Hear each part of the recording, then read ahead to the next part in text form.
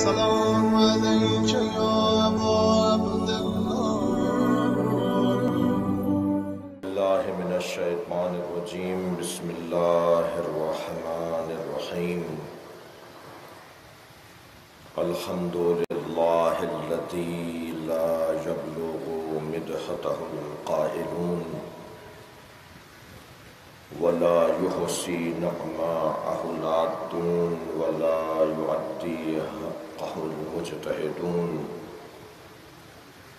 الذي ليس لصفته حد محدود ولا نعت موجود ولا وقت معدود ولا أجل ممدود فطر الخلائق بقدرته ونشر الرياح برحمته الصلاة والسلام على الرسول المسدد المصطفى الأمجد المحمود الأحمد سيدنا ومولانا ومولى الكونين جد الحسن والحسين وعاني أبا القاسم محمد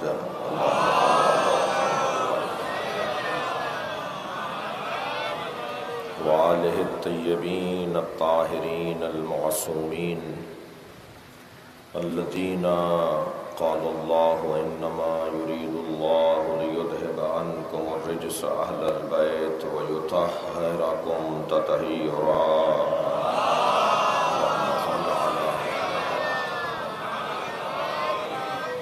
ولعنة الله على أعدائهم أجمعين من يوم عداوتهم إلى قيام يوم الدين أما بعد قال الحكيم في قرآن الكريم بسم الله الرحمن الرحيم فمن حاجك فيه من بعد ما جاءك من العلم فقل تعالوا ندعو أبناءنا وأبناءكم ونساءنا ونساءكم وأنفسنا وأنفسكم ثم نبتهل فنجعل لعنة الله على الكاذبين صلوات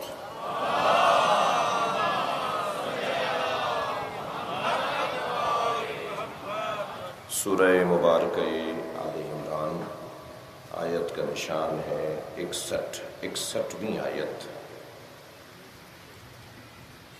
قرآن مجید میں یوں تو خاندان مصطفیٰ کی عظمت پر آیات کی تعداد کثیر ہے، مگر آل نبی کی عظمت پر اس سے زیادہ روشن واضح مسلم کوئی اور آیت نہیں ہے۔ یہ بات میری نہیں ہے، یہ بات جناب فخر الدین رازی ہمارے اہل سنت برادران کے مفسر قرآن، اور اس سے زیادہ اور ہر بات سے زیادہ بالا تر بات یہ کہ خود مولا کائنات نے فرمایا کہ مجھے اللہ کو حاضر و ناظر جانتے ہوئے یہ جواب دو کہ وہ کون ہے کہ جسے نبی نے اپنی جان کہا ہے،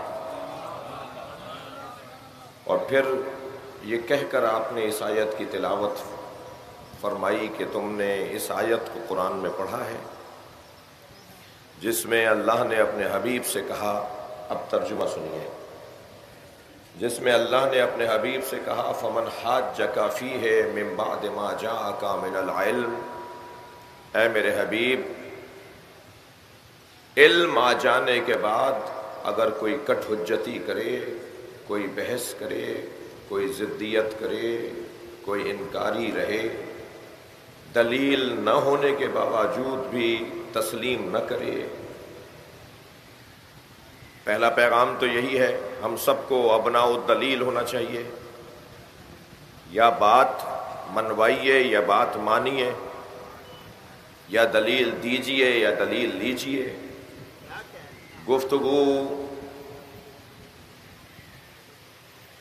مناظرہ، علمی مباحثہ جن بنیادی اصولوں پر مشتمل ہے ان میں سے ایک یہی ہے کہ یا دلیل لے لیجئے یا دلیل دے دیجئے۔ اگر آپ کی دلیل مضبوط ہوئی تو میں آپ کی بات مان لوں گا، اور میری دلیل مضبوط ہو تو آپ کو ماننا چاہیے۔ اور شاید یہ وہ ایک حسین پہلو ہے کہ اگر ذی شعور صاحبان عقل لوگ اسے اپنے لیے اصول بنا لیں تو ہمارے بہت سارے مسئلے خود بخود حل ہوتے چلے جائیں گے۔ وہ میری زبان بولنے والا نہیں ہے مگر بات اس کی صحیح ہے، وہ میرے مسلک کا نہیں ہے مگر دلیل اس کے پاس زیادہ مضبوط ہے۔ تو ہمیں قرآن کے دیے ہوئے اس قاعدے پر توجہ کی ضرورت ہے۔ آج ہم یا زبانوں کی بنیاد پر ضدیت کا شکار ہیں، یا علاقوں کی بنیاد پر ضدیت کا شکار ہیں، حتیٰ مذہب کی بنیاد پر بھی۔ یعنی آپ کا حق بنتا ہے کہ میں جب ممبر سے اتروں تو میری کسی بات پر اگر کوئی اعتراض ہے تو وہ آپ مجھ سے پوچھیں، مجھے کہیں۔ ممکن ہے کہ قلت وقت کی وجہ سے میں نے بات مختصر کی ہو جو الجھن کا سبب بن گئی ہو، وقت محدود ہوتا ہے 1 گھنٹے کی، اور بعض اوقات اس سے کم کی گفتگو کے اندر وعظ نصیحت فضائل مناقب بھی پڑھنے ہیں اور پھر مصائب کا بیان بھی ہے۔ اور اگر میں دلیل نہ دے سکوں تو مجھے مان لینا چاہیے کہ یہ مجھ سے کوتاہی ہو گیا ہے۔ بہادر صرف اسے نہیں کہتے جس کے بازوؤں میں دم ہو اور آستینیں جلدی لوٹتا۔ بہادر اسے کہا جاتا ہے کہ جو اپنی کوتاہی کو تسلیم کر لیتا ہے۔ اور پھر شہید سبط جعفر رحمۃ اللہ علیہ کے 2 مصروں نے تو شجاعت کی تعریف یوں بیان کر دی کہ شاید ہی کسی نے بیان کی ہو۔ وہ 2 مصروں میں کہتے ہیں کہ کبھی رسی گلے میں ہے، کبھی خیبر ہے ہاتھوں پر۔ شجاعت کی تعریف سنیے 2 مصروں میں، کبھی رسی گلے میں ہے، کبھی خیبر ہے ہاتھوں پر، جہاں جیسی ضرورت تھی وہاں ویسی شجاعت ہے۔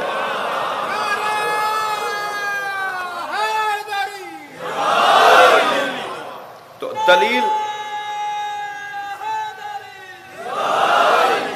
دلیل اور استدلال کی بنیاد پر بات ہونی چاہیے۔ فمن حاجک، بحث کیا تھی، مسئلہ کیا تھا؟ پہلی اور دوسری مجلس میں قدر تفصیل سے بات ہو چکی ہے، صرف میں اشارہ کر رہا ہوں کہ بحث یہ تھی کہ حضرت عیسیٰ اللہ کے بیٹے ہیں۔ نبی انہیں رد کر رہے تھے کہ نہیں، حضرت عیسیٰ اللہ کے بیٹے نہیں ہیں، اللہ لم یلد ہے ولم یولد ہے، نہ اس نے کسی کو جنا ہے نہ کسی نے اسے پیدا کیا ہے، وہ سب کا خالق ہے، اسے کوئی بنانے والا نہیں ہے۔ تو انہوں نے کہا دلیل یہ ہے کہ ان کے ہاں باپ نہیں ہے، صرف ماں سے دنیا میں آئے ہیں۔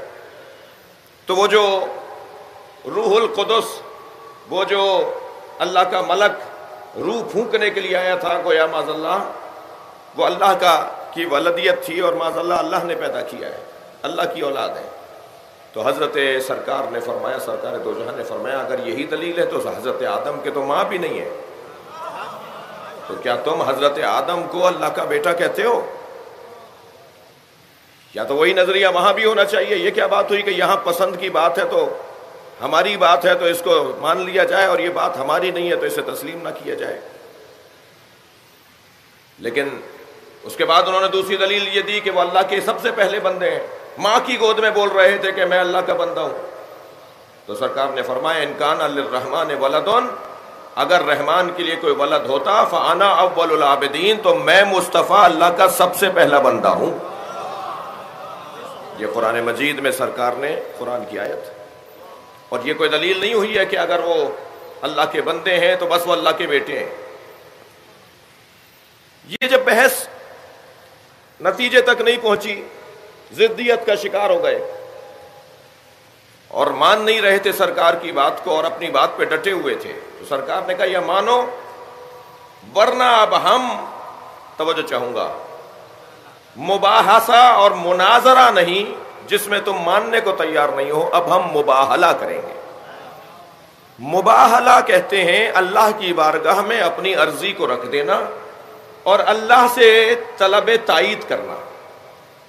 اللہ ہماری تائید کر دے، بس جس کی تائید ہو جائے گی وہی سچا ہے.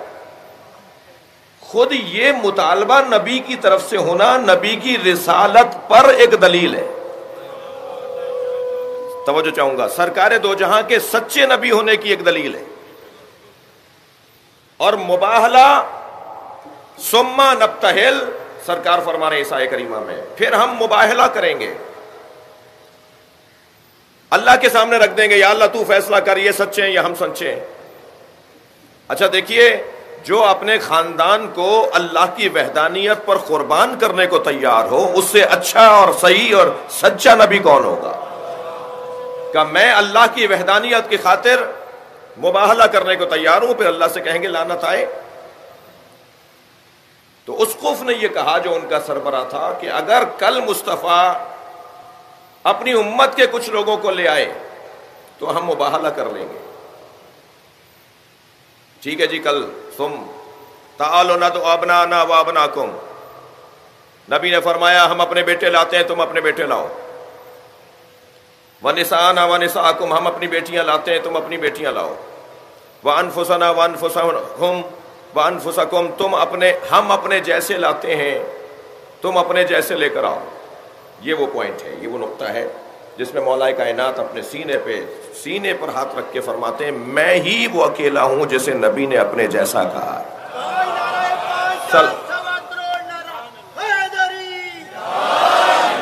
لہذا مباہلے کے اندر اب سرکار نے وہاں جب دیکھا کہ آمادگی ہو گئی، وہ بھی تیار ہیں، ہم بھی کل دوسرے دن جائیں گے. ابھی تک کسی کو نہیں پتا کہ نبی کل کس کو لے کر آئیں گے. ابھی تو اعلان ہوا ہے کہ کل ایسا ہونا ہے. سرکار گھر میں تشریف لے گئے، بیوی سے چادر مانگی، چادر میں پنجتن کو جمع کیا. بھائی اگر آپ کی توجہات میرے ساتھ ہیں تو جملہ کہوں، جناب زینب کبریٰ بھی جناب زہرا کی بیٹی ہیں، مولا علی کی دختر ہیں. چادر میں حسنین آئے ہیں، زینب نہیں آئیں. قربان جائیں سمجھداریاں اس 3.5 سال کی بچی پر. 9 ہجری کا واقعہ ہے، سرکار کی رحلت سے 1 سال پہلے کا واقعہ ہے، جو اہل بیت کی عظمت کی آیت تطہیر بھی اسی سے جڑی ہوئی ہے، آیت مباہلہ بھی اسی سے جڑا ہوا ہے.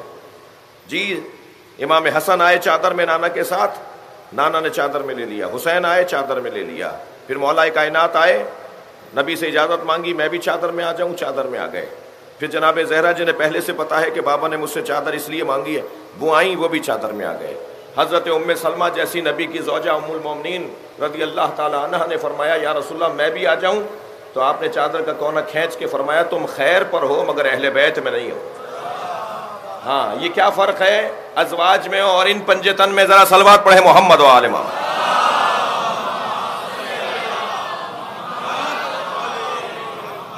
احترام کا باب علیحدہ ہے اور افضلیت کا باب علیحدہ ہے. کیا فرق ہے ان میں؟ نقن صاحب نے بڑا حسین جملہ کہا، اہل بیت نبی اور ہیں، اہل بیت نبوت اور ہیں. وہ جو اہل بیت نبی ہیں، وہ جو اینٹوں کے گھر میں رہ رہے ہیں نبی کے ساتھ، وہ اہل بیت نبی ہیں. جو چادر کے گھر میں رہے وہ اہل بیت نبوت. اور پھر فرمایا الا ہؤلاء اہل بیتی، یہ ہیں میرے اہل بیت. جناب زینب کبریٰ، میں نے ایک بات کی ہے تو اسے ذرا اپنے بچوں کے لیے عرض کروں. بی بی چادر میں نہیں آئی، شہزادی چادر میں نہیں آئی. اس کی ایک موٹی دلیل یہ ہے اللہ کا نظام ہے. دیکھیے اللہ جسے عظمت عطا کرتا ہے اس کی عظمت کا تحفظ بھی اللہ ہی کرتا ہے. میں نے اگر کوئی اپنے لیے مقام بنایا ہوگا، مصطفیٰ بھائی تشریف فرمائیں، انیس بھائی تشریف فرمائیں، جی جناب چانڈیو صاحب تشریف فرمائیں، جناب بھٹو صاحب تشریف فرمائیں. یہ شخصیات آپ نے جس نے اپنا اپنا مقام بنایا ہے، یہ آپ نے اور ہم نے اپنا مقام بنایا ہے، تو ہم ہی کو اس کی حفاظت بھی کرنی ہے. جی ہم ہی کو اس کی حفاظت بھی کرنی ہے. لیکن جس کا مقام اللہ بناتا ہے اس کی حفاظت بھی اللہ ہی کرتا ہے. اگر میری بات روشن نہیں ہے تو میں ایک دلیل دے دیتا ہوں. حضرت مریم، توجہ چاہوں گا، حضرت مریم جب اپنے بچے کو حضرت عیسیٰ کو لے کر آئیں تو یہودی عالموں نے بھی اور اس زمانے کے اور کابل احبار جو مختلف مذاہب کے علماء تھے، ادیان عالم کے وہاں پر بڑے لوگ تھے، وہ کہنے لگے ماں کانا ابو کے و ام کے، تمہاری ماں بھی ایسی نہیں تھی، تمہارا باپ بھی ایسا نہیں تھا، تم تو بڑے خاندانی پاک تینت لوگ ہو، یہ بچہ بغیر باپ کے کیسے آ گیا؟ حضرت مریم سے کہنے لگے یہ بچہ بغیر باپ کے کیسے آ گیا؟ سوال تو یہ ہے کہ حضرت مریم کو یہ بچہ اللہ نے دیا تھا نا بغیر باپ کے، اللہ نے انہیں یہ عظمت دی تھی نا حضرت عیسیٰ کی صورت میں، تو اللہ ہی حفاظت کرے گا۔ یہاں اعتراض ہوا، ادھر اللہ کا وحی نازل ہوئی، مریم خاموش، ہمارا کام ہے اب تمہارا تحفظ، تمہیں کچھ بولنا ہی نہیں ہے۔ لہذا حضرت مریم کو چپ کا حکم لگا دیا گیا کہ خبردار جواب نہیں دو۔ ادھر ایک دفعہ اعتراض ہوا، دوسری دفعہ اعتراض ہوا، Qudaisa Bibi, Muqaddasa Bibi, Qudsia Bibi, جو آبا و اجداد سے مقدسہ بی بی ہو، حضرت عیسیٰ جیسے نبی کی ماں ہو، ان پر تہمت لگ رہی ہے کہ بچہ بغیر باپ کے کیسے آیا، تو خاموشی اختیار کی بھی ہے۔ جب تیسری مرتبہ سر چڑھ کر بولنے لگے، ادبی اور ادب کی حدیں پھاندنے لگے اور بے ادبی کی انتہا ہونے لگی، تو حضرت مریم نے فاشارت الیہ، حضرت عیسیٰ کی طرف اشارہ کیا، تو کہنے لگے کیا کہہ رہی ہو، کیا چاہتی ہو؟ حضرت مریم نے اشارہ کیا بچے کی طرف، تو کہنے لگے کیف نکلم من کان فی المہد صبیا، یہ ہم سے کیسے بات کرے گا، یہ تو گہوارے کا بچہ ہے۔ تو فوراً حضرت عیسیٰ بولے انی عبداللہ، یعنی اللہ نے حضرت مریم کی عصمت کا انتظام کروایا۔ تو اب یہ طے ہو گیا کہ اگر اللہ کسی کو عظمت عطا کرے، اچھا ایک اور مثال لے لیجئے، صلوات پڑھیں ذرا محمد والے۔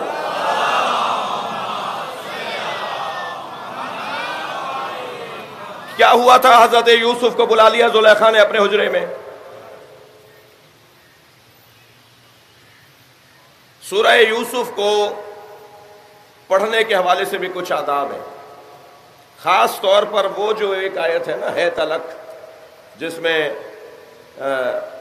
زلیخا نے حضرت یوسف کے قریب جا کر کچھ گفتگو کی ہے، اس آیت کے پڑھنے کے بارے میں ہے کہ جہاں صرف جوان بیٹھے ہوں اور صرف عورتیں بیٹھی ہوں، اس آیت کی تلاوت اور اس کی تشریح میں نہ جاؤ۔ جی میں نے جب یہ آداب تلاوت قرآن میں یہ بات پڑھی تو مجھے ایک پیغام اس سے ملا۔ دیکھیے نشتر پارک کی اس مجلس میں میری بڑی ذمہ داریاں بنتی ہیں، یہ مجلس اپنی نوعیت کی مختلف ہے، یہاں برابر کی تعداد سنی بھائیوں کی ہے، یہاں برابر کی تعداد غیر مسلموں کی برابر کی نہ صحیح ایک بڑی تعداد ہے، مجھے معلوم ہے، مجھ سے مل چکے ہیں، کئی ہندو برادری تشریف لا رہی ہے، اور پھر ہمارے سیاسی شخصیات تشریف فرما ہوتی ہیں، سبھی یہاں آتے ہیں، اور ہم تو پہلے ہی کہہ چکے ہیں کہ در حسین پہ ملتے ہیں ہر مزاج کے لوگ، یہ دوستی کا وسیلہ ہے، دشمنی کا نہیں، یہ پیار پھیلانے کی جگہ ہے، یہ پیغام دینے کی جگہ ہے۔ تو اگر حضرت یوسف اور زلیخا کے اس قصے کے اندر کچھ آیات کو جوانوں کے سامنے اور عورتوں کے سامنے پڑھنے کے لیے کہا ہے کہ زیادہ دیر نہ ٹھہرا کرو اس آیت کی تفسیر پر، اس آیت کو پڑھ کے آگے گزر جایا کرو، تو اس کا ایک پیغام یہ ہے کہ ہر ایک سے ہر بات نہیں کی جاتی۔ یہ چھوٹے سے بچے کے سامنے اگر ازدواجی زندگی کی کوئی بات کی جائے گی تو یہ خلاف مروت ہے جی۔ تو کہاں کیا بات کی جائے، یہ ایک تہذیب ہے مکمل۔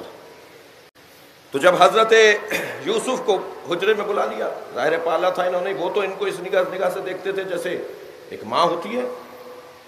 4-6 سال کے تو آئے تھے ان کے محل کے اندر، خرید کر لائے تھے ان کے شوہر عزیز مصر، اور کیونکہ حسن اور جمال میں تو استعارہ ہے، حضرت یوسف کا نام ہی جمال کا استعارہ ہے۔ کوئی اگر کسی کو حسین کہنا چاہتا ہے تو کہتا ہے میرا یوسف آ رہا ہے، تو یوسف یعنی حسن اور یوسف یعنی جمال۔ تو حجرے میں بلا لیا اور اپنی کنیزوں سے کہا کہ باہر سے تالے لگاتے چلی جاؤ۔ 7 دروازوں کے بعد حجرہ تھا ان کا، اور 7 دروازوں پہ باہر سے تالے ڈال دیے گئے، اور یہاں حضرت یوسف کے قریب آ کر اپنا وہ اظہار کیا جو ان کی نیت میں تھا۔ تو جیسے ہی حضرت یوسف سے انہوں نے یہ کہا تو حضرت یوسف نے فوراً کہا معاذ اللہ، میں اللہ کی پناہ چاہتا ہوں۔ بڑے جرأت کی بات ہے عزیزو، مجمع میں گناہ نہ کرنا بڑا کارنامہ ہوگا، کارنامہ تو یہ ہے کہ تنہائی میں بھی اللہ یاد رہے۔ یہ پیغام ہے قرآن کا حضرت یوسف کی طرف سے۔ جیسے ہی حضرت یوسف نے کہا معاذ اللہ، فوراً انہیں بھی یاد آ گیا کہ ان کا بھی کوئی اللہ ہے۔ اسی لیے کہا جاتا ہے کہ بار بار کچھ کلمات کو دہراتے رہو تاکہ بھولے ہوئے لوگوں کو یاد آ جائے۔ جیسے ہی انہوں نے معاذ اللہ کہا تو انہیں یاد آیا کہ وہ کونے میں مورتی رکھی ہوئی ہے زلیخا کی، تو اپنے بستر سے چادر کھینچی اور مورتی پر چادر ڈال دی۔ تو حضرت یوسف نے پوچھا یہ کیا کیا تم نے؟ کہنے لگی مجھے اپنے اللہ سے حیا آ رہی ہے۔ تو حضرت یوسف نے فرمایا تم نے تو اپنے اللہ پہ چادر ڈال دی، میرے اللہ کی آنکھوں پہ چادر پردہ نہیں ڈالا جا سکتا۔ یہ کہہ کے مڑے اور کہا یا اللہ میری مدد کر۔ جیسے ہی اللہ سے مدد مانگ کر مڑے، باہر سے تالا ٹوٹا، دروازہ کھلا۔ دوسرا دروازہ پہنچے، یہ پیچھے دوڑ رہی ہے، وہ آگے جا رہے ہیں۔ دوسرا تالا ٹوٹا، دروازہ کھلا۔ تیسرا تالا ٹوٹا، دروازہ کھلا۔ دیکھیے اگر اللہ پر توکل کیا جائے، صلوات پڑھیں محمد و آل محمد۔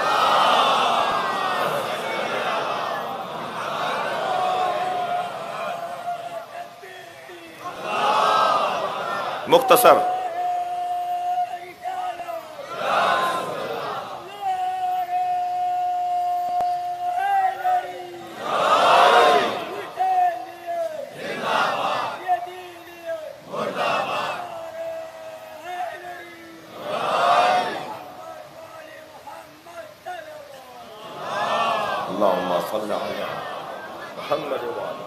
تالے ٹوٹتے رہے، ذرا یہ بات سن لیجئے گا، شاید لطیف اور ظریف بات ہو۔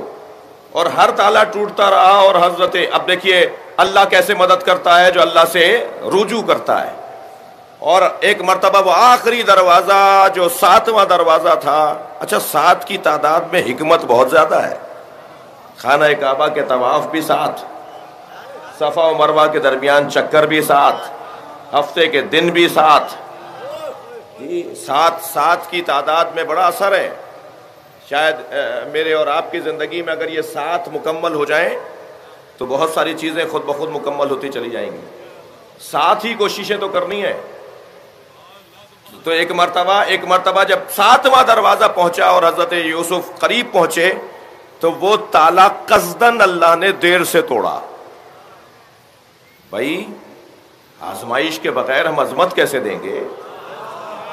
اور جب ہم تمہیں کسی مصیبت میں مبتلا کریں گے تو حفاظت بھی ہمارا ہی کام ہے۔ اتنی تاخیر ہوئی کہ یہ پہنچ گئیں اور انہوں نے حضرت یوسف کی قمیص، اور یہ کھینچ رہی تھی انہیں اور وہ آگے بڑھ رہے تھے۔ اسی اثنا میں تالا ٹوٹا اور سامنے عزیز مصر یعنی حضرت یوسف کے سامنے زلیخا کے شوہر آ کے کھڑے ہو گئے۔ وہ آ رہے تھے اپنے کمرے میں، انہوں نے سینہ جھپٹی اور یہ بھاگ دوڑ تک و دو دیکھی تو انہوں نے کہا یہ کیا ہو رہا ہے؟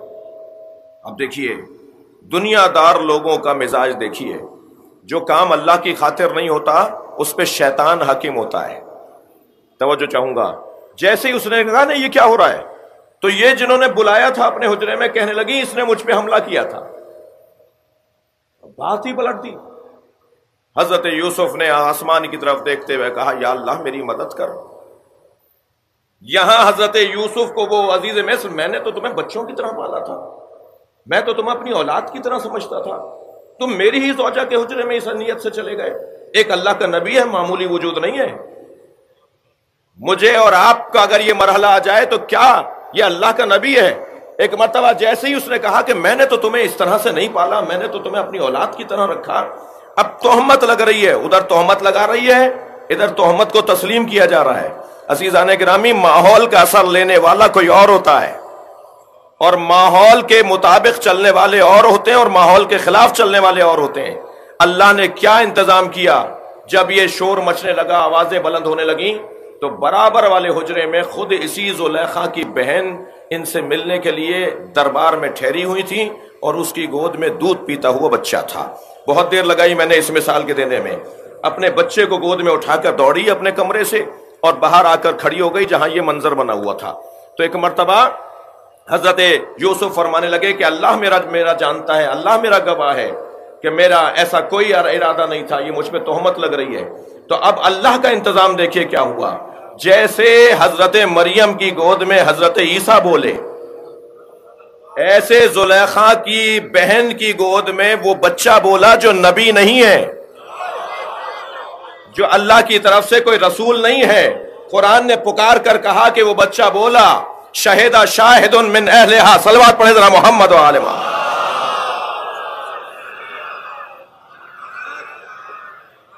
اور اسی زلیخا کے اہل و عیال میں سے، اسی خاندان میں سے، اسی کے رشتہ داروں میں سے ایک گواہ نے گواہی دی، کیا؟ اِنَّا قَمِيصَهُ قَدْ مِنْ قَبْلُ، اگر قمیص آگے سے پھٹی ہوئی ہے، فصدقت، تو یہ سچ کہہ رہی ہے۔ اس بچے نے دیکھا نہیں ہے، یہ عقل کے مطابق گواہی دے رہا ہے، یہ بچہ وہاں موجود نہیں تھا، یہ اللہ کہلوا رہا ہے۔ اگر قمیص آگے سے پھٹی ہوئی ہے تو یہ سچ کہہ رہی ہے کہ انہوں نے حملہ کیا ہے، اور اگر برعکس ہے، قمیص پیچھے سے پھٹی ہوئی ہے تو حملہ یہ کر رہی تھی، یہ تو جا رہے تھے۔ ایک مرتبہ عزیز مصر کو اندازہ ہو گیا دو باتوں کی بنیاد پر، ایک تو جس کے حق میں دودھ پیتا بچہ بول اٹھے، صلوات پڑھے ذرا محمد و آل محمد پر،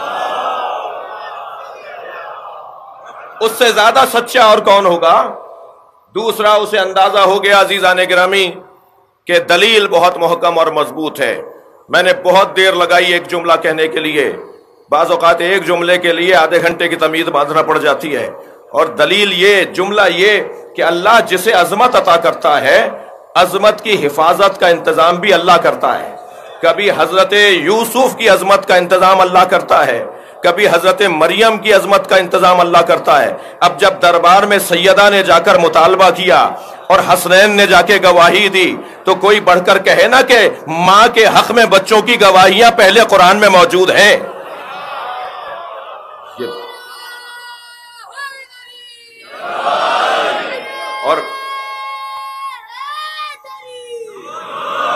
اور اللہ نے ایسا انتظام کیا کہ مباہلہ کا میدان ہے جنہیں اللہ نے سچا قرار دیا، اور سچا ہی نہیں، سچوں پہ لعنت کرنے کا اہل۔ بہت فرق ہے دونوں باتوں میں۔ حضرت ابو ذر غفاری سے زیادہ سچا زمین اور آسمان نے نہیں دیکھا تھا، یہ سرکار کا فرمان ہے، مگر ابو ذر غفاری سچے ضرور ہیں، جھوٹوں پہ لعنت کرنے والوں میں نہیں ہے۔ جھوٹوں پر وہ لعنت کر سکتا ہے، فَنَجْعَلْ لَعْنَتَ اللَّهِ عَلَى الْكَاذِبِينَ۔ یہ 5 آئیں گے، یہ لوگ آئیں گے مباہلے میں، اور پھر اللہ سے کہیں گے کہ جھوٹوں پہ اللہ لعنت کر دے۔ سرکار اپنے گھرانے کو لے کے پہنچے ہیں اپنی نبوت اور اللہ کی توحید کے تحفظ کے لیے گواہ بنا کر۔ اور ایک مرتبہ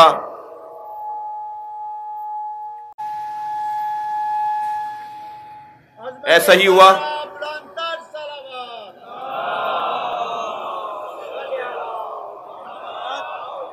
کہ مولا کائنات کو سب سے آخر میں، پھر جناب زہرا، پھر مولا نبی کی گود میں حسین مولا، اور انگلی پکڑوائی ہوئی ہے امام حسن کو۔ یہ پنجتن کا قافلہ مباہلے کے میدان میں آیا، اور پھر وہاں پہنچ کر جب انہوں نے یہ چہرے دیکھے تو کہا اگر یہ پہاڑ کو حکم دے تو پہاڑ اپنی جگہ سے ہٹ جائے، مسیحیت برباد ہو جاتی، عیسائیت کسی میوزیم کا حصہ بن جاتی اگر اس دن اہل بیت کے سامنے کھڑے ہو جاتے۔ یہ سمجھدار نکلے، انہوں نے کہا نہیں، ہم مباہلہ نہیں کریں گے، ہم جزیہ دے کر واپس جانا چاہتے ہیں، معافی مانگ کے واپس جانا چاہتے ہیں، اس بحث کو یہیں ختم کر دیا جائے، نہ ہماری بات مانی گئی اور نہ ہی ہم مباہلہ کرنا چاہتے ہیں، ہم اپنی بات سے ہاتھ اٹھاتے ہیں۔ اور سرکار تو جہاں کے رحمت للعالمین کا انداز دیکھیے، سرکار چاہتے تو کہتے کہ اب میں تمہیں جانے نہیں دوں گا جب تک برباد نہ کر دوں۔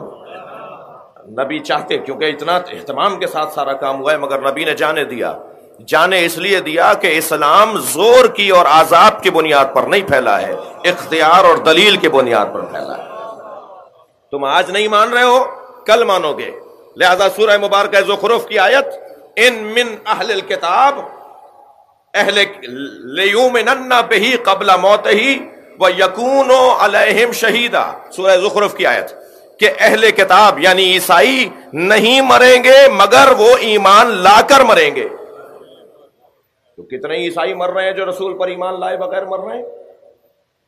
کیا کریں گے اس آیت کو آپ؟ حجاج ابن یوسف بہت بڑا ظالموں کے لسٹ میں ایک بہت بڑا نام ہے، اور اس لیے میں اطمینان کے ساتھ کہہ رہا ہوں کہ یعنی یہ بحث نہیں ہے کہ یہ شیعہ کسی کو برا کہہ رہے ہیں تو ممکن ہے اس کو سنی بھائی اچھا سمجھتا ہوں، نہیں، حجاج ان میں سے ہے جسے پورا عالم اسلام برا کہتا ہے، ظالموں میں سے، جابروں میں سے ایک شخص، خون دیکھے بغیر اسے لطف نہیں آتا، دن نہیں گزرتا جب تک کہ خون نہیں دیکھ لے، اور شہری ذمہ دار، سابقہ ذمہ دار بھی بیٹھے ہیں اور آئندہ بھی ہمیں امید ہے کہ شہر کی خدمت میں یہ اپنا کردار ادا کریں گے۔ ان کے لیے ایک جملہ کہہ رہا ہوں، ہمارے ہاں تاریخ میں جو تھا اسے بچوں کو نہیں بتایا جا رہا، اور بچے تو پھر بچے ہیں، بڑوں کو بھی کچھ اور بتایا جا رہا ہے۔ فاتح سندھ محمد بن قاسم، کیا مذاق ہے سندھ کی تاریخ کے ساتھ۔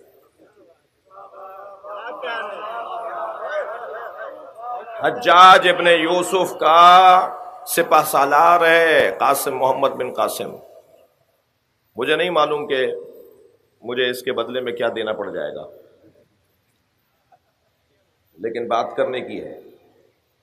جی فاتح سندھ نہیں ہے، سادات کو مارنے کے لیے آئے تھے۔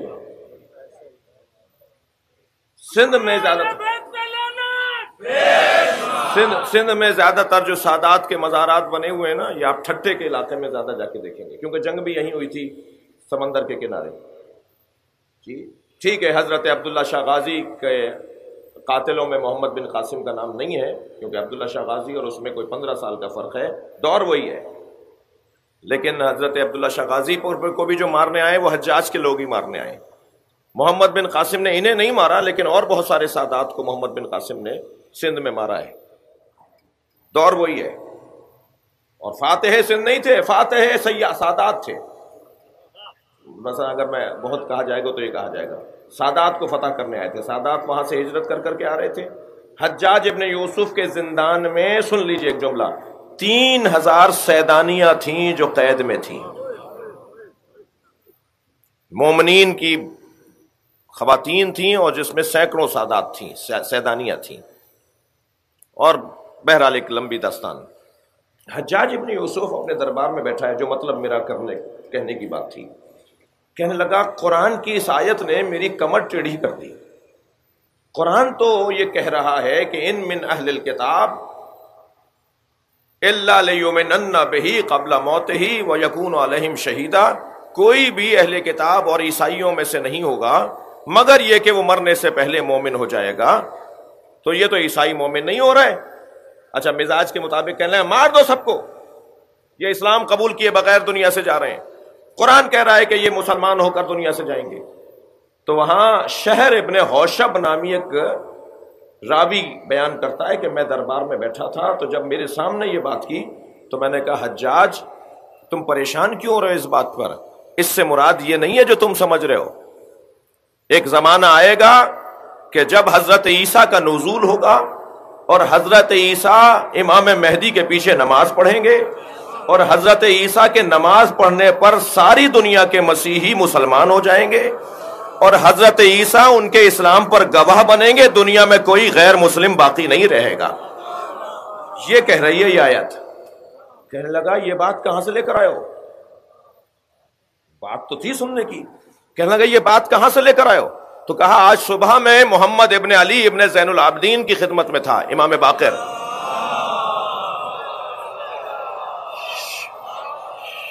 شہر ابن حوشب کہتے ہیں کہ میں آج صبح محمد باقر کی خدمت میں تھا اور اس آیت کی تفسیر بیان کر رہے تھے، تو انہوں نے کہا یہ جو اللہ نے کہا ہے کہ سارے مسیحی، سارے اہل کتاب مسلمان ہو کے مریں گے اور ان کی اسلام پر کوئی گواہ بنے گا، تو وہ امام مہدی کا زمانہ ہے اور حضرت عیسیٰ کے نزول کا زمانہ ہے۔ کہنے لگا بے ساختہ، جیسے اس نے کہا نا کہ محمد باقر سے میں سن کے آیا ہوں، تو حجاج بے ساختہ کہنے لگا تم میٹھے پانی کو پی کر آئے ہو، یہ بات اہل بیت والے ہی کر سکتے ہیں۔ بات یہ ہے کہ حضرت نبی مکرم نے میدان مباہلہ میں عیسائیوں کو جانے دیا. تحقیق کرو، سمجھو بات کو. میں ایک گلا شکوہ اپنے آپ سے بھی کرتا ہوا گزروں گا. اگر آج کوئی اسلام کی طرف راغب ہونے میں دیر کر رہا ہے، ایک اور جملہ کہیے، اگر آج کوئی تشیع کی طرف راغب ہونے میں دیر کر رہا ہے تو اس کا قصور مکتب کا اور نظریے کا نہیں ہے. ایک صاحب کہنے لگے مولانا اسحاق مدنی صاحب نے اتنی بڑی بڑی باتیں کر دیں، شیعہ کیوں نہیں ہو گئے؟ محمد علی انجینئر اتنی کھلی کھلی باتیں کر رہے ہیں، شیعہ کیوں نہیں ہو رہے؟ میں نے کہا جی آپ کی وجہ سے نہیں ہو رہے. صلوات پڑھ لیں ذرا.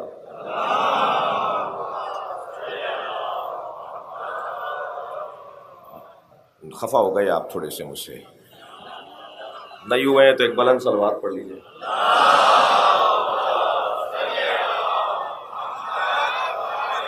یہی حال مسلمانوں کا بھی ہے. آج اگر غیر مسلم اسلام کی طرف راغب نہیں ہوتا، یا اکا دکا مثالیں، جتنا بڑا نظریہ، جتنا مضبوط نظریہ اسلام کا، قرآن کا ہے، یہ تو ہر روز ہمیں پورے پورے قبیلوں کی خبر آنی چاہیے تھی. یہ جو سستی ہے، یہ اس کا سبب خود مسلمان ہے. مسلمان خود سب سے بڑی رکاوٹ ہے. آج کا مسلمان خود سب سے بڑی رکاوٹ ہے اسلام کے قبول کرنے میں، اسلام کے قبول ہونے میں. میدان میں لے آئے، مولا کائنات کو اپنے نفس کی جگہ لے آئے. وقت کی تنگی ہے، میں جلدی جلدی کچھ مثالیں دینا چاہتا ہوں. مان دے ہم احمد پیمبر بود یا اتار عشق. جی مولانا روم کے دو مصرے. مان دے ہم احمد پیمبر بود کے اتار عشق، کہ بس سلمان ہارا مسلمان کرد ببو علی. میں تو یہی سوچنے پہ مجبور ہوں کہ سرکار دو جہاں نبی ہیں یا اتار عشق ہیں، عشق کی خوشبو پھیلانے والے ہیں.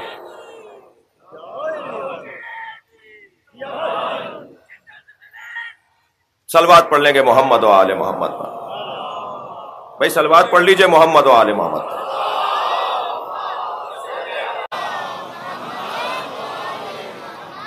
کہ بس سلمان ہارا مسلمان کرد ببو علی.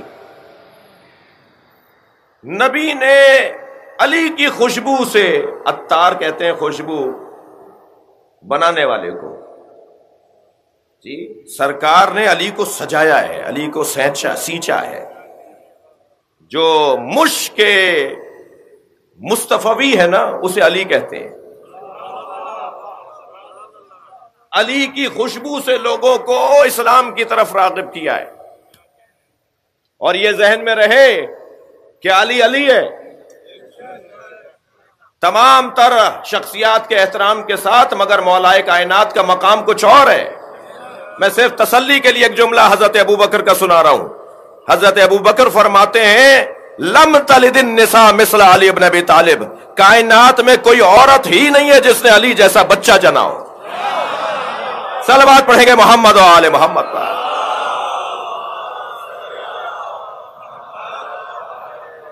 توجہ ہے.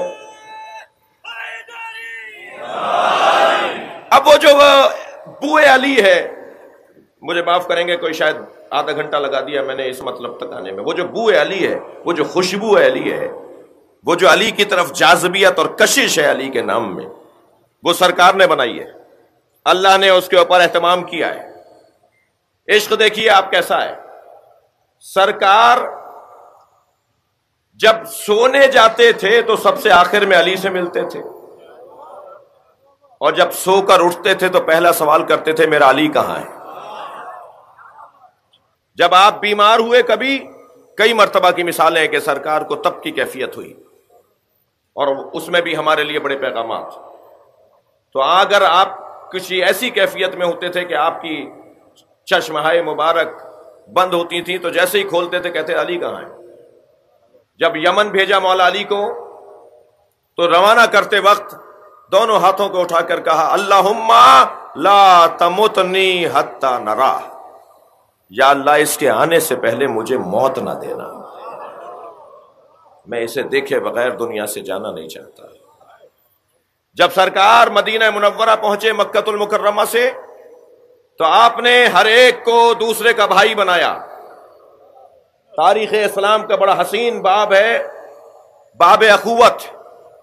ہر صحابی کو دوسرے صحابی کا بھائی بنایا، اور جب سب کو سب کا بھائی بنا دیا تو خود بھائی بنانے والا جو ممبر پر سرکار کی ذات ممبر پہ کھڑے ہو کے آواز دیتے تھے نا، فلاں تم فلاں کے بھائی ہو، فلاں تم فلاں کے بھائی ہو، ہزاروں آدمیوں کو وہ بھائی ایک دوسرے کا بنایا، اور رہ گئے خود سرکار کی ذات، اور برابر میں ممبر کے مولا علی کھڑے ہیں کہ جب سب کو سب کا بھائی بنا دیا تو ایک مرتبہ مسکرا کے علی کی طرف دیکھا اور کہا ما اخرتک یا علی الا لنفسی، میں نے تمہیں آخر میں رکھا ہی اس لیے ہے کہ تم ہی تو میرے بھائی ہو۔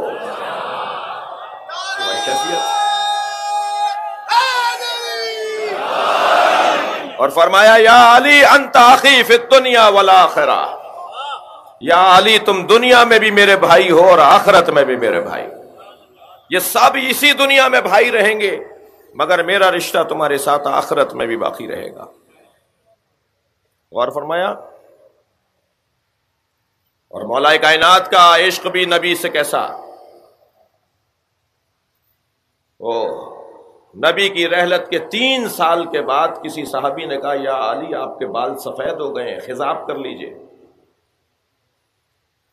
نبی کی رحلت کے 3 سال کے بعد تو آنکھوں میں آنسو بھر کے کہا نحنو قوم فی المصیبہ، ہماری مصیبت ابھی گئی نہیں ہے، ہم نبی کے سوگ میں ہیں، میں خضاب نہیں کروں گا۔ 30 سال کے بعد حضرت محمد حنفیہ مولا علی کے بیٹے مولا علی کی خدمت میں ایک شربت بنا کر لائے بابا کے لیے، اور اس کے اجزاء بھی لکھے ہیں حدیث کی کتاب میں کہ اس میں کیا کیا چیزیں ڈالنی تھی، انہوں نے سجایا بنایا، بابا کو ایک شربت پلاتے ہیں، ایک نئے انداز کا ایک شربت بنایا، مولا کے سامنے ظرف ملا کے شربت رکھا، یا بابا شربت تناول کیجئے۔ فرمان لگے کیا ہے اس میں، کیا ڈالا ہے اس میں؟ بتایا یہ اجزاء اس میں ڈالے ہیں۔ حضرت نے فرمایا نہیں، میں اسے نہیں پیوں گا، اس لیے کہ میرے نبی نے نہیں پیا، اس لیے نہیں کہ وہ حلال نہیں تھا، عشق علی مصطفیٰ کے ساتھ۔ صحابہ کرام تشریف فرمائیں، مولا نبی نے فرمایا علی جنت میں مجھ سے پہلے جائے گا، وَأَنَا عَلَىٰ أَثَرِهِ، اور میں اس کے پیچھے جاؤں گا۔ اچھا، جیسے ابھی آپ کو سب کو یا اکثر کو تعجب ہو سکتا ہے کہ یہ کیا بات لے آئے، سرکار سے بڑا تو کوئی نہیں ہے نا، نبی سے اونچا مقام تو کسی کا نہیں ہے۔ سرکار فرما رہے ہیں علی مجھ سے پہلے جنت میں جائیں گے، وَأَنَا عَلَىٰ أَثَرِهِ، اور میں علی کے پیچھے جنت میں جاؤں گا۔ تو ایک صحابی کھڑے ہو گئے، یا رسول اللہ آپ علی کے پیچھے جنت جائیں گے، علی کے بعد جنت میں جائیں گے، قدم رکھیں گے، اور علی آپ سے پہلے جائیں گے؟ تو فرمان لگے اس میں تعجب کی کیا بات ہے، کیا تم نے مجھ سے پہلے نہیں سنا؟ علی صاحب لوائی، علی میرا پرچمدار ہے جو محشر میں لواء الحمد کو لے کر آئے گا، اور جو پرچمدار ہوتا ہے وہ آگے چلتا ہے۔ صلوات پڑھیں محمد و آل محمد۔ یا اللہ، میرا دل کر رہا ہے ایک اور امام حنبل کی روایت آپ کو سنا دوں، یا ان کا نظریہ آپ کو سنا دوں۔ امام مالک، امام شافعی، امام حنبل ہمارے عالم۔ پھر میں تکرار کر رہا ہوں، میں تھک نہیں رہا ہوں یہ جملہ تکرار کر کر کے، ہر جہاں یہ بات آتی ہے میں یہ جملہ تکرار کرتا ہوں کہ سنی بزرگ علماء ہمارے عالم ہیں، دعوت دیجئے کہ ہمارے عالم بھی ان کے عالم رہیں۔ عالم ہوتا ہے بھائی۔ جب کراچی میں دیوبندی مفتیوں کو مارا جا رہا تھا، میں اپنی بات کر رہا ہوں، مجھے تکلیف تھی، اس لیے کہ اگر عالم مر جائیں گے تو بات کس سے ہوگی؟ اور قرآن نے تو منع کیا ہے کہ جو جانتا نہیں ہے اس سے بات نہیں کرو، اور ہم علی کے چاہنے والے ہیں، دعویٰ ہے ہمارا مولا علی کے چاہنے والے ہیں۔ مولا علی یہودی عالموں کو بھی اپنے گھر میں جگہ دے رہے ہیں، آؤ بات کرو۔ عیسائی عالموں کے لیے بھی دروازہ کھولا ہوا ہے، آؤ ہم سے بات کرو۔ ہر مکتب، مسلک، دین، دھرم کا کوئی جاننے والا ہوتا ہے، اس کو ہونا چاہیے جب تک اس کا دین باقی ہے، جب تک اس کے چاہنے والے باقی ہیں۔ بات کس سے ہوگی؟ دقت چاہوں گا۔ امام حنبل فرماتے ہیں کہ مجھ سے ایک شخص نے آ کر کہا، توجہ چاہوں گا، کہ بتائیے جبریل نبی پر کتنی مرتبہ نازل ہوئے؟ روایت امام حنبل سے، ایک شخص نے امام حنبل سے پوچھا جبریل سرکار دو جہاں پر کتنی دفعہ نازل ہوئے؟ امام حنبل نے فرمایا 12,000 دفعہ۔ اچھا 6,000 کچھ تو آیات ہیں، صرف آیات لے کر تو نہیں آتے تھے جبریل امین، کوئی الجھن کی بات نہیں ہے اس تعداد کے اندر۔ امام حنبل نے فرمایا 12,000 دفعہ جبریل نازل ہوئے سرکار دو جہاں پر۔ اس نے کہا علی پر کبھی جبریل آئے؟ تو وہاں بیٹھے ہوئے شخص نے جو سوال کیا تھا شاید اس وجہ سے بھی کیا ہو کہ یہ سوال بنتا ہی نہیں ہے، تو امام حنبل نے بے ساختہ فرمایا ہاں 12,000 دفعہ، معاف کیجئے گا 12,000 دفعہ نبی پر کہا، 24,000 دفعہ علی پر۔ تکرار کر رہا ہوں، کہا نبی پر 12,000 دفعہ، علی پہ 24,000 دفعہ۔ تو وہاں بیٹھے ہوئے لوگوں نے کہا یہ کیا بات ہوئی؟ نبی پر تو 12,000 دفعہ، علی پہ 24,000 دفعہ۔ فرمان لگے تم نے نہیں پڑھی حدیث، انا مدینۃ العلم وعلی بابھا، میں شہر علم ہوں، علی اس کا دروازہ ہے، دروازے پہ آنے والا 2 دفعہ آتا ہے، آتے میں بھی آتا۔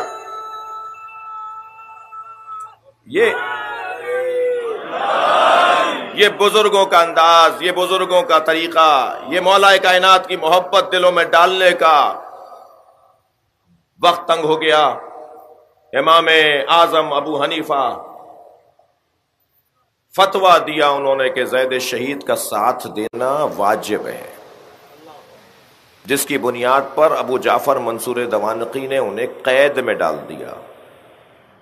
محبت اہل بیت میں مارے گئے ہیں، قتل کر دیا گیا، کیونکہ امام سجاد امام زین العابدین کے بیٹے علی ابن زین العابدین امام حسین کے پوتے نے جو قیام کیا تھا، ان کی حمایت میں امام اعظم ابو حنیفہ نے فتویٰ دیا اور ساتھ دیا، جس کے نتیجے میں انہیں مار دیا گیا۔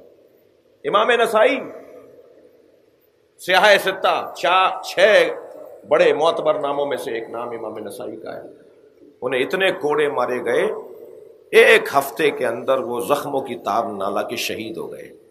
کیوں؟ روک دیا تھا کہ علی کے فضائل کی حدیثیں نہیں سناؤ گے، اور امام نسائی کہیں حدیث سنانے سے رکتے نہیں تھے۔ پھر ان سے کہا گیا اچھا چلو سنانا چاہتے ہو تو خاص لوگوں میں سناؤ، سب کے عمومی جگہوں پر نہیں سناؤ۔ تو انہوں نے کہا نہیں، میں مسجد میں سناؤں گا، اور انہوں نے مسجد میں مولا کائنات کے فضائل سنائے۔ آج بڑے آرام سے میں مائک پر علی کے فضائل پڑھ رہا ہوں، آپ بڑے اطمینان سے مولا کے اور اہل بیت کے فضائل سن رہے ہیں۔ یہ جو فضائل، یہ جو عظمت، یہ مناقب ہم تک پہنچے ہیں، انہیں پہنچنے میں خون دیا گیا ہے، جانوں کے نذرانے دیے گئے ہیں۔ مولا علی سے کسی نے پوچھا یا علی یہ سب کچھ آپ کے ساتھ کیوں ہو رہا ہے؟ فرمایا تم نے قرآن کی آیت نہیں پڑھی، ام یحسدون الناس ما آتاہم اللہ من فضلہ، کچھ لوگ ان لوگوں سے حسد کرتے ہیں جنہیں اللہ نے اپنے فضل سے عطا کیا ہے۔ میں ہی وہ ہوں، ہم ہی وہ ہیں کہ جن سے حسد کیا جاتا ہے۔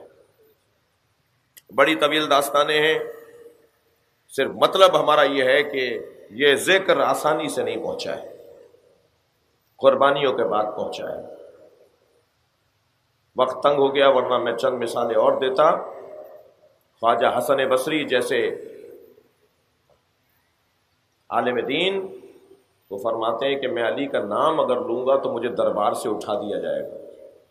یہ دور یزید کے بابا کا دور ہے، یزید کا دور ہے، یزید کے بعد کا دور ہے، مروان اور آل مروان کا دور ہے۔ نام لینا جرم تھا علی، اور جتنا روکا گیا اس نام کی عظمت کو، اتنا ہی اس نام کو اللہ نے ذہنوں پر اور دلوں پر حاکم بنا دیا۔ الحمدللہ آج سوشل میڈیا آپ دیکھ لیجئے،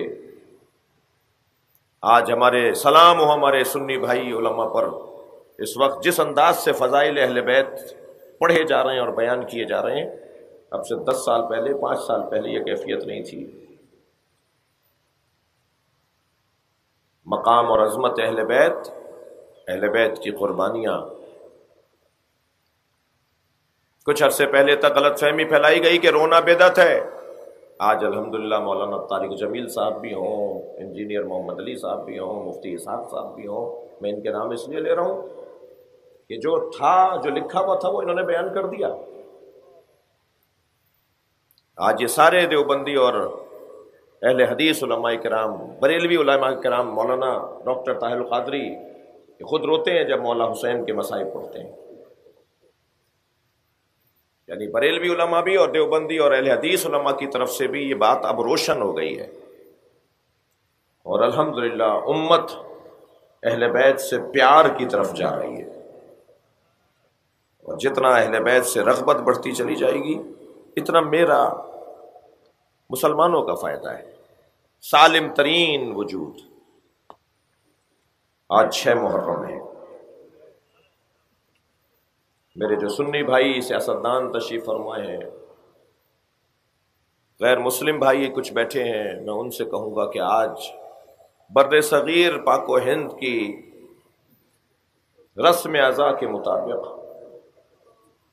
ہم 6 محرم کو حسین کے اس بچے کو یاد کرتے ہیں جس کی قربانی نے حسین مولا کی قربانی کو 4 چاند لگا دیا۔ لاشیں تو امام حسین نے سب کے اٹھائے، صبح عاشور سے عصر تک کسی اور کو لاشاں نہیں اٹھانے دیتے تھے۔ 72 سے زیادہ کی تعداد ہے جو کربلا میں شہید ہے، 72 وہ ہیں جو اول سے آخر رہے۔ شب عاشور کچھ لوگ یزیدی لشکر کو چھوڑ کر آئے ہیں امام کے پاس،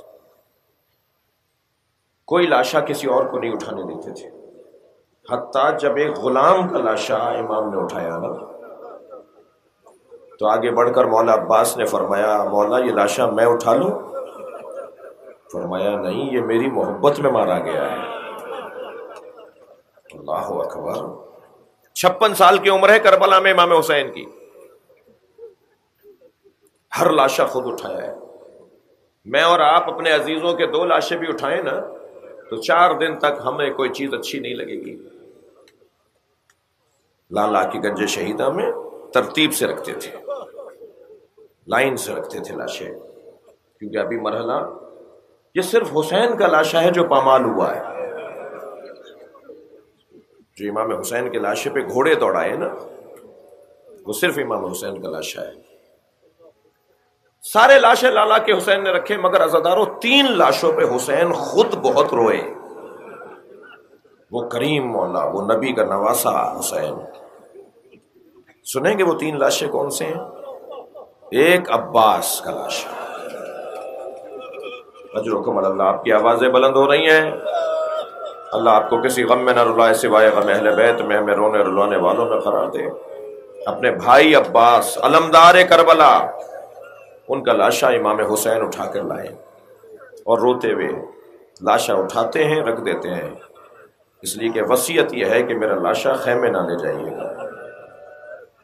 اس لاشے پہ حسین بہت روئے۔ دوسرا لاشا سنیں گے جس میں روئے، وہ ہے علی اکبر کا لاشا۔ فرمایا علی مجھے کچھ نظر نہیں آ رہا، مجھے آواز دو تاکہ میں تمہارے لاشے تک پہنچوں۔ جوان بیٹا ہے، نبی کا مشابہ ہے، سرکار دو جہاں کی شبیہ ہے، بالکل میرے مولا حسین فرماتے ہیں میرے نانا جیسا میرا بچہ۔ انہیں لاشا امام حسین نے کیسے اٹھایا اس کا بیان بہت مشکل ہے، مگر عزاداروں ایک تیسرا لاشا سن لیجئے، اور جو رونے آئے ہیں اپنی آوازوں کو آزاد رکھیں گے تاکہ آپ کو ثواب ملے۔ حسین نے تیسرا لاشا ایسا اٹھایا ہے جو چھوٹا بہت تھا مگر حسین سے اٹھ نہیں رہا تھا۔ کبھی آگے جاتے تھے انا للہ، کبھی الٹے پیر واپس آتے تھے رضن بقضائہ وتسلیما لامرہ۔ جب جناب علی اصغر کا ذکر کیا کریں نا عزادارو، 6 مہینے کا بچہ ہے نا امام حسین کا، تو اس بچے کی ماں کو بھی سلام کیا کریں۔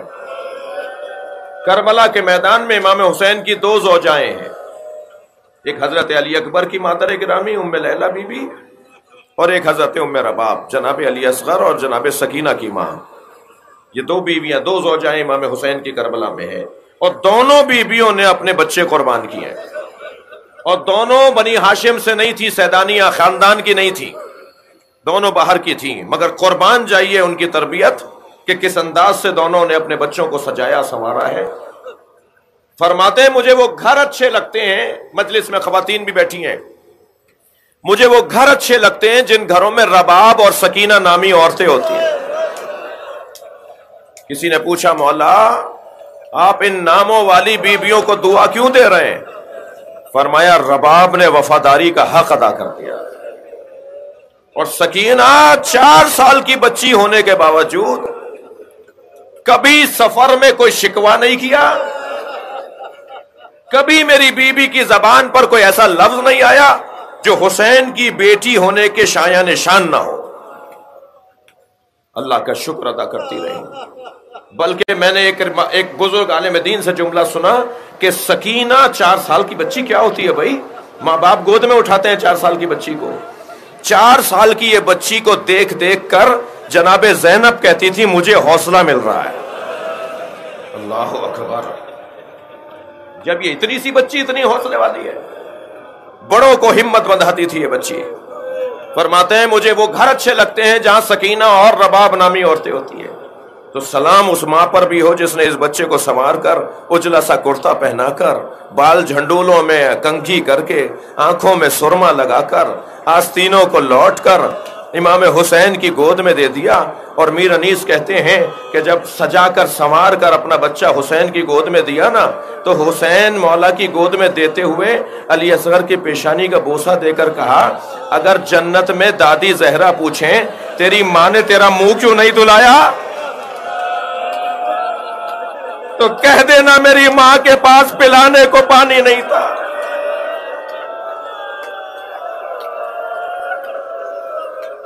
بنا کر شکل مجاہد کی لے چلے شبیر، الٹ دیا علی اصغر کی آستینوں کو۔ پہنچے ہیں میدان کربلا میں، سلام کرے جناب رباب کی عظمت کو۔ میرے ایک ہندوستان کے دوست جو میرے ساتھ مدرسے میں ساتھ تھے، بنارس کے رہنے والے، وہ فرماتے ہیں کہ روز عاشور بنارس شہر میں جو تعزیے کا جلوس نکلتا ہے، وہ جلوس کربلا جا کے ختم ہوتا ہے جو بنارس کی کربلا ہے۔ کہنے لگے جلوس نکلا، ہم اس رستے پہ جانے لگے جہاں سے جلوس کو آگے جانا تھا، گزرنا تھا، کہ تاکہ انتظامات دیکھ سکیں، صفائی ستھرائی شہری انتظامیہ نے کیا انتظام کیا یہ دیکھنے کے لیے ہم 8-10 لوگ آگے جا رہے تھے، جلوس پیچھے تھا۔ تو ہم نے دیکھا ایک چاراہے پر ہزاروں کی تعداد میں ہندو عورتیں کھڑی ہیں۔ وہ کہتے ہیں کہ ہم جب قریب پہنچے تو عجیب منظر نظر آیا، ہر عورت کی گود میں دودھ پیتا ہوا بچہ ہے۔ کہتے ہیں جب ہم ان کے برابر سے گزرے تو ایک عورت نے، ہندو عورت نے آواز دے کر کہا بھائی مسلمان لگتے ہو؟ تو ہم نے کہا ہاں مسلمان ہیں۔ کہنے لگی بتاؤ بابا حسین کا جلوس کب آئے گا؟ تو مولانا کہتے ہیں میں نے ان سے کہا تو میں بابا حسین کے جلوس کا انتظار کیوں ہے؟ کہنے لگی تمہیں نہیں پتا آج حسین کا بچہ بھوکا مارا گیا تھا، ہم آج اپنے بچوں کو دودھ نہیں پلاتے جب تک تعزیہ دفنا نہ دیا جائے۔ اجرکم اللہ، اجرکم اللہ، خدا کسی غم میں نہ رلائے۔ اس بی بی کو سلام کیجئے، کتنی وفادار بی بی ہیں۔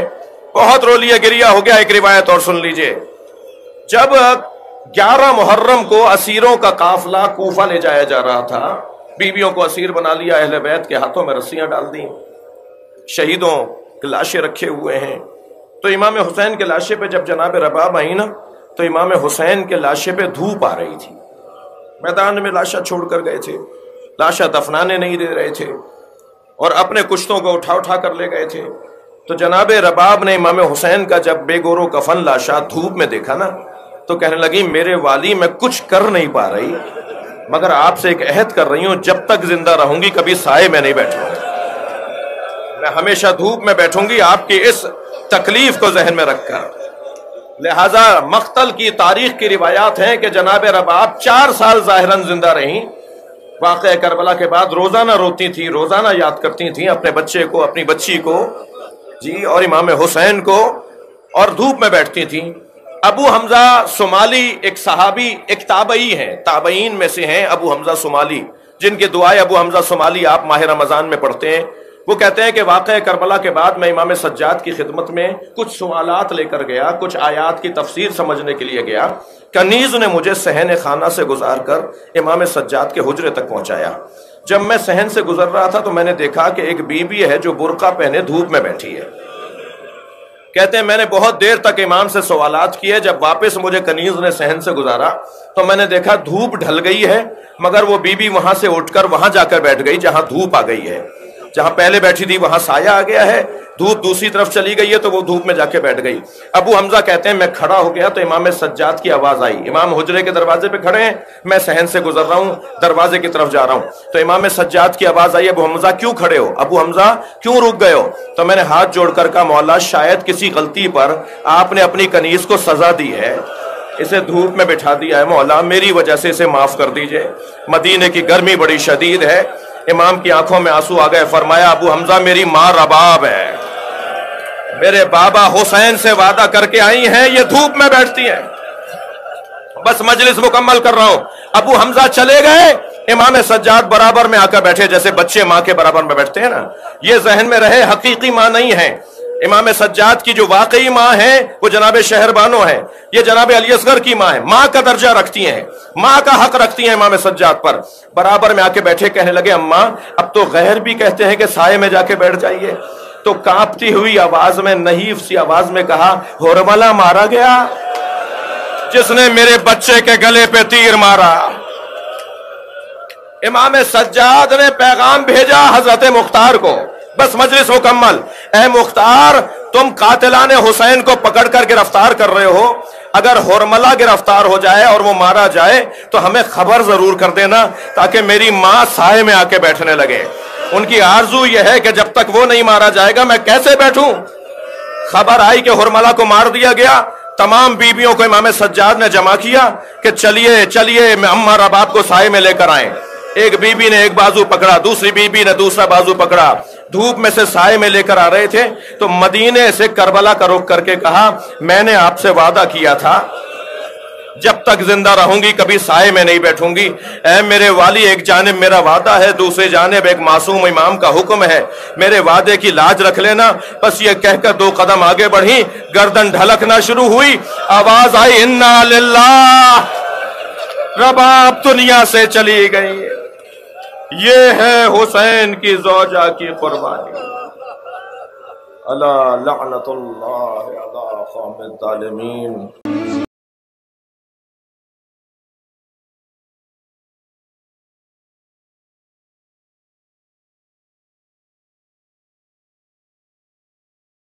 جو